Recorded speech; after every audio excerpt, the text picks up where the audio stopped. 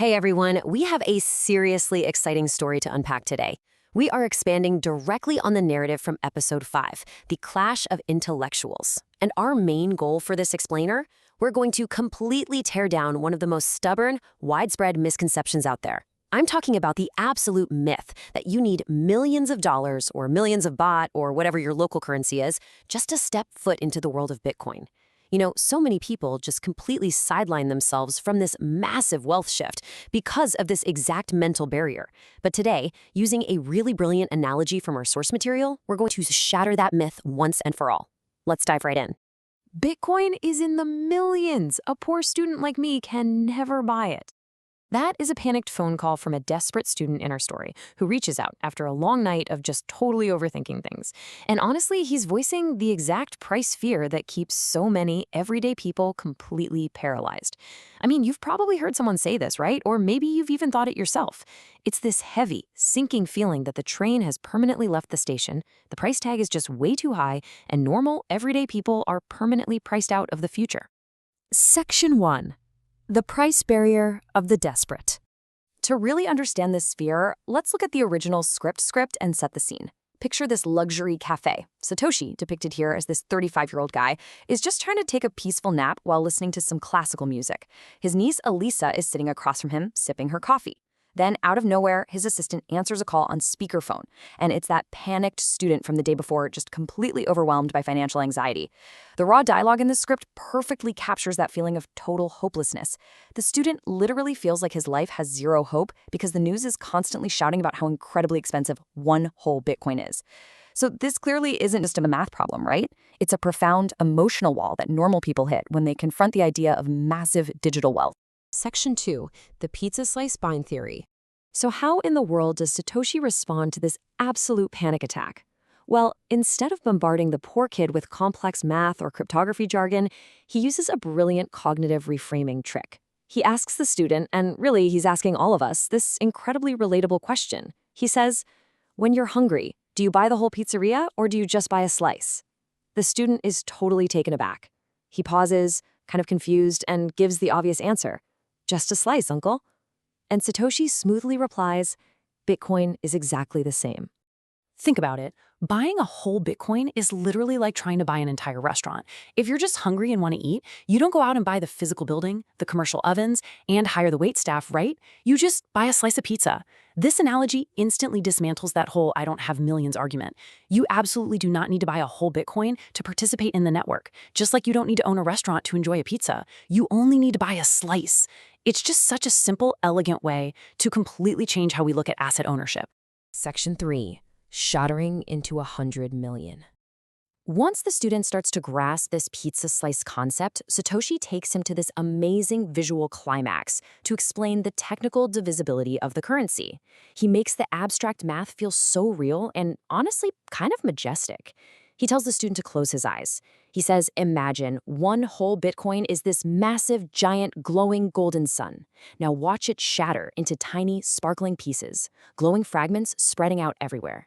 By using this imagery, Satoshi takes something digital, abstract, and cold, and turns it into something beautiful that anyone can understand.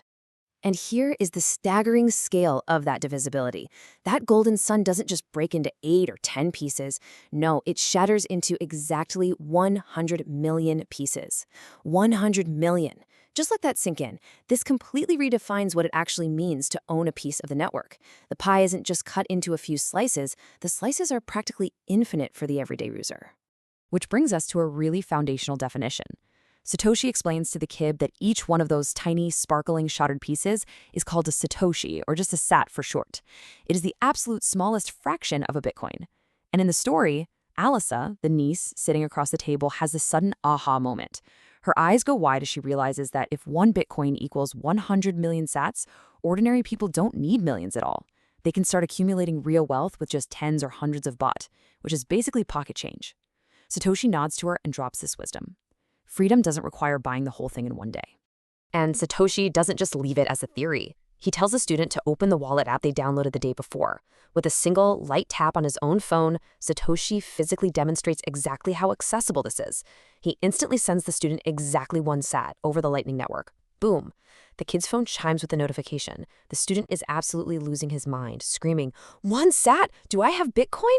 Experiencing that, opening a wallet, receiving funds instantly over Lightning, and seeing that one sat balance pop up proves that stepping into this network is instant, practically free, and accessible to literally anyone with a smartphone. Section 4. The beginning of freedom. Now, this isn't just about the cool math of dividing up a digital coin. It's about what that tiny fraction truly represents for a regular person's future. Satoshi delivers this powerful monologue to the excited student. He says, "Remember this feeling. You now possess money that no politician or banker can print more of to steal its value. Keep it safe." This right here is the absolute core message of the explainer. Holding even a single set means holding unconfiscatable money. It represents a very real step toward true financial independence, totally insulated from the inflation and devaluation that just constantly drains the purchasing power of traditional fiat currency. It's a massive paradigm shift from feeling helpless to feeling truly empowered. But of course, the story grounds itself with a really great touch of humor. Right after this epic, life-changing speech, Satoshi abruptly hangs up the phone so he can just go back to sleep. Suddenly, this holographic UI flashes in the air, reading, "System update, plus 100 points for a successful one-sat awakening." Elisa looks at him with total admiration, praising him for being so kind and generous to the poor student.